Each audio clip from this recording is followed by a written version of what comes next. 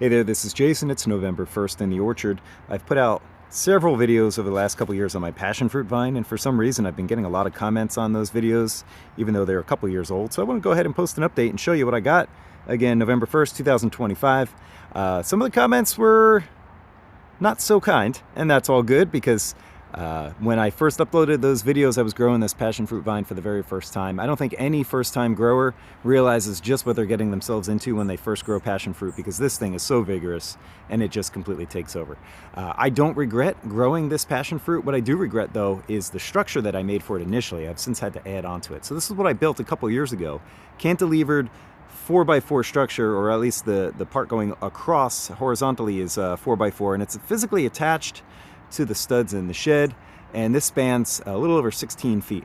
And initially this was what my passion fruit was growing on, and quickly I ran out of room and the passion fruit started to grow over, and it started to hit me in the head right here. So I added some PVC over a year ago, and I draped some fencing over the PVC, and I trained the vines to grow towards my wall.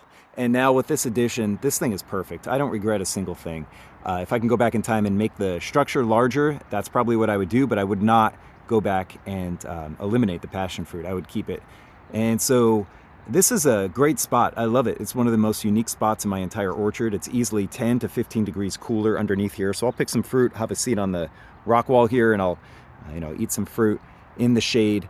And I do get some dead leaves, as you can see up here. They kind of get stuck. Eventually they break apart and they come down through the mesh, but some of the dead leaves do get stuck. Some of the newer vines over here, fewer dead leaves because there's fewer layers of vines on top of one another. I can go in here and hack away at this vine at any time if I want to thin it out, but I really don't care. I like the way it looks. I do lose some fruit to this mesh as well. Not all of it falls through. I'd say about half of it does, but the half that I do get is plenty. If you grow passion fruit, there's no way a single family is going to eat every single passion fruit that grows on a vine. I end up giving away so many passion fruit. So honestly, the passion fruit that I lose to the mesh that gets stuck up top on the roof, I don't miss them at all. In fact, I get plenty of new growth that puts out passion fruit, like you can see right here, some that are still hanging on the vine, and these are easy to pick and easy to grab off.